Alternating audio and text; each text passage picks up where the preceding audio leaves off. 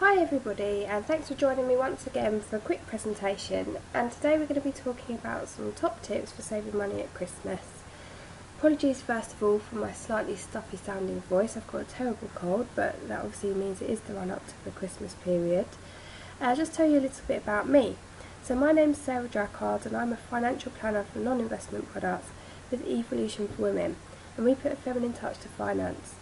I've told you before, but I'll tell you once again, I cover London, Middlesex, and I also cover Hertfordshire and the surrounding counties. And you can see all my contact details on the screen there. You can also catch me on Facebook, which is www.facebook.com/E4W Sarah.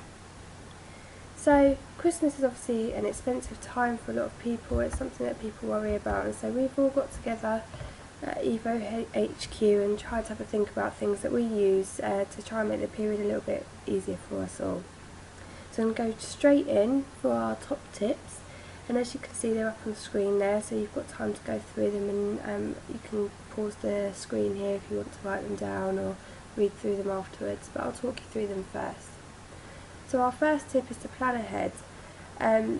Christmas, obviously you have lots of people over, you have more expensive and more elaborate meals than normal. You might have the kids home for Christmas, additional family members, friends. So try and meal plan throughout the Christmas period, and then you can spread the cost in the run up to Christmas. So you could think about, if you get paid in November now ahead of the Christmas period, buying the store cupboard things, the dry things that will store, to try and spread out the cost a little bit. And meal plan out what you're going to need to buy over the weeks where people are at home and eating more, and family meals are going to be a little bit larger, and you can try and spread the cost out. We are getting closer now, so obviously if you were doing this in October for next year, then you could make it go across maybe 3 pay periods even. Set a budget and stick to it. It's really important that you're realistic with what you can afford, and Christmas can rapidly get out of hand and sort of overwhelm you and end up costing a lot more than you wanted it to.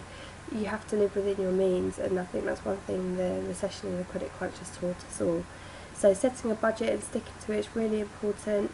Avoiding Christmas branded food. If you look at the supermarkets now, they're starting to bring out, for example, fresh cream with brandy in it, or vanilla, or custard with vanilla, etc. And they've all got Christmas brands on top of them. If you look at that compared to the normal costs of, for example, cream, like normal double cream cost, they're much more expensive. They deliberately put the prices up because people are more likely to reach for the Christmas branded items. So, for example, again with cream with an added taste like vanilla in it, you can make it yourself, buy the normal stuff. You'll see the price difference if you're looking out for it next time you're in the supermarket, and add the additional flavours in that you want yourself. There are, though, however, quite a lot of offers going on, so look out for the deals and the offers. But remember, with offers, it's only a good deal if you're going to buy it anyway. So if you get sucked into buying 2 or 3 times what you would have bought just to get a discount, then you're actually ending up spending more. So look out for the deals on things you're going to buy, and avoid the Christmas branded items. Having a freezer detox is a great way to save some money. We've all got freezers full of stuff that's been there for ages, so it's a really good idea if you're worried about the last 2 weeks in December and how you're going to pay for the extra costs and the extra family that you have. Try and reduce your food bills in the earlier weeks, maybe from now or from the beginning of December, and eat as much as you can out of the store cupboard and the freezer, so that you've got no food bill or a smaller food bill for the first couple of weeks, and then use the additional funds that you would have spent on food to pay for the main Christmas sweets and for the actual main Christmas meal.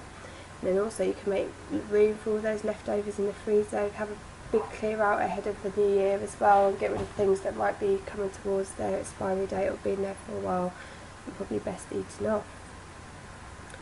Internet shopping is a great way to have to compare food across the different supermarkets. There's a really good tool called mysupermarket.com, and you can put your shopping list into there and then find out which supermarkets are offering the products that you buy cheapest. It's really, really useful. You can actually, with some of the websites, if you use Tesco or Sainsbury's online, you can transfer your shopping list from their website straight onto mysupermarket.com, which is really useful. And sometimes it might be cheaper to go to maybe Asda and then Sainsbury's and then Tesco's if you've got the time and the inclination to do so, and get the things that you normally buy from the different locations that have got them cheaper. They do fluctuate, and especially in the run up to Christmas, they're all trying to make the most money out of you as possible. So comparing on mysupermarket.com can really find you the cheapest deals, and find you the cheapest way to get those big food shops this over the Christmas period. If you're finding it hard and you really are starting to worry about it, then asking family and friends to bring a dish instead of trying to cater for everyone is a really great way to try and keep the costs down. People really won't mind, they won't be offended, especially if they know that you're worried about money or that you're doing things by yourself or whatever else. Often family and friends know your situation. Try not to be too proud, and asking people to just bring something along, a dessert, a side dish, it can make things a lot cheaper for you, and it also makes it a lot more varied and interesting, and it's nice if everybody contributes. So you don't need to make it out just that it's, you're not being able to afford things. You can also ask people to contribute and make it an interesting family orientated meal that maybe the kids get involved with as well. Planning what you can afford and not just what you really want, just as a tip, it's actually a really good lesson for kids to learn as early as possible. So instead of beating yourself up and thinking you're being a bad parent by not giving them everything they want, it's actually, if you look at it a different way, being a really good parent. If you're showing them that if you can't afford something from an early age, you don't just get it, and that's how life is. It's a really good lesson to learn, and to try and involve children in and speak to them about, and maybe show them the household budget, show them what can be afforded through the household budget, and making them be involved and seeing what you can make out of what you can afford. So trying to put a spin on it really, and think of it in a different light, which I think is really helpful. If you're really trying to think about low budget gifts, and this is something I've done before when I was a student, how about buying a lottery ticket? They're cheap. I think I need to update this actually. I think lottery tickets are now £2 a head. But it's a really nice gesture in a card, and if you could do scratch cards, so it's more of a quick result rather than sitting down and watching the lottery.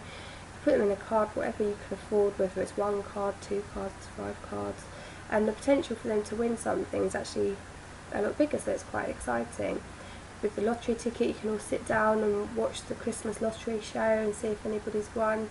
And some people might say that it's a bit of a waste if nobody wins, but the year I did it with scratch cards, and I actually found that whatever value I would have been able to afford in presents, everybody won at least, and then some more. Some of them, I think my brother won £80 or £100 that year, so he was very happy, not so much the other people. But it's an idea, and it keeps costs of presents down. Talking to family and friends about what you're going to buy and who you're going to buy for, there's lots of different ways you can do it, and often if you find that you actually open up and talk to people about it, you'll find that they're in a similar situation. So you could suggest, for example, a present exchange, so you everybody just buys one gift and everybody swaps, or a secret Santa, so you, rather than picking a person you exchange with, then you just put everything into a sack and pull one item out each. You could suggest only buying for the under 18s of the family and not the adults, so that the children still get something, but the adults go without, and makes it a bit cheaper for everyone. So having a good chat with friends and family, being honest, like I said, you'll often find that people are actually relieved and grateful that somebody's been brave enough to bring it up, I guess. Foodie gifts are another great cheap way to make presents, especially for grandparents, this one, because they like it, especially if the kids have been involved to help. Biscuits, cakes don't have much cost. You can buy just flour and sugar and butter from the supermarket, and you can make something really personal that people actually really like. Obviously everyone's trying to keep their calories down as much as possible over Christmas. We could maybe make something healthy with coconut sugar and carrots and all the fun healthy recipes that you can find, and it's something that people like, especially if the children have been involved, and it's not too expensive, so it's a nice gesture if you're struggling to buy anything else. Good time of year to use up all those points and vouchers, so everything that you've been storing up over the year, Boots, Tesco points, etc, etc. Start using them up and contribute towards your cost for present buying. Boots have some really good points deals where you get additional points as well, so maybe whilst you're doing your personal shopping up until that period, you can think about trying to get the best deals there. And something for next year as well, thinking maybe don't cash in your Boots points over the year and your supermarket points and using it for Christmas at the end of the year. You'll be surprised how much it all adds up to. Ordering presents, if you've got relatives that are over the country and you end up having to post those things and have big postage costs, just a tip, you can actually, with some websites, get the gifts delivered directly to the person that you're buying them for, rather than online shopping, getting it delivered to yourself and then having to post it on at quite a big expense from the post office. Things can often be quite expensive. So use shopping online and trying to find cheap delivery costs, and getting presents delivered directly is sometimes a good way if you don't want to see them first yourself. And often with some companies they have the option where you can select it's a present and they don't include the invoice and the cost details as well. So look out for those, or they have them on a lot of the gift websites, and it's a really good way to save on postage costs. Last couple, a bit more on the financial planning side, but I can't stress enough how important it is that you avoid borrowing if you can at this time of year. I know it's hard and I know it's so tempting, but in the new year, once you come to starting to pay it off, the cost of it becomes much higher with interest, and if you end up failing to pay, fines, etc, and then the detrimental effects it has on your credit score. So really, if you can avoid it, don't put things on credit. It's like I said earlier, you have to be realistic about what you can afford, and one frugal Christmas now can pay dividends in setting you up for 2015, getting off to a really good start, and then trying to do things and put things in place so that you can have a really great Christmas next year. Don't get into that trap and that spiral of debt. And if you want to talk to me about budgeting in general and trying to find money and save money through your household budget, we're happy to do so anytime. We've got a great financial review product which is absolutely free of charge, and it just takes sort of 20 minutes sitting down on the phone with us and talking through things. Much better than trying to put things on credit and trying to live a champagne lifestyle on a lemonade budget, like they say, and then ending up regretting it and paying for it in the new year. Once this Christmas is over, it's a great time of year to start saving and start thinking about Christmas now. And I know we all do it again and again, it's one I'm guilty of too. Next year you're going to start putting money aside from the beginning of the year so that it's all there for Christmas. Use tools, use savings accounts, there's some great Christmas savings schemes. Use them and really do start putting things into place for next year, and make 2015 the first year that you really do get financially fit and savvy and start thinking about Christmas from the beginning without getting in debt.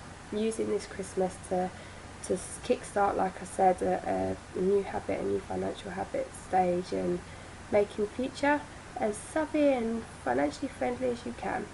I hope those tips have been useful and that you can use some of them for this Christmas.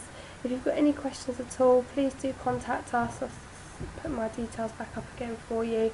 Like I said, we do have that financial review which is absolutely free of charge, and we have many other tools on our website which you can see at the bottom of the screen there, including budget planners and lots of really cool downloads and blogs that will help you to get right on top of your finances and keep things on track. If you want any more information, any questions, give me a call, send me an email, see me on Facebook, and I look forward to speaking to you all soon. Thank you.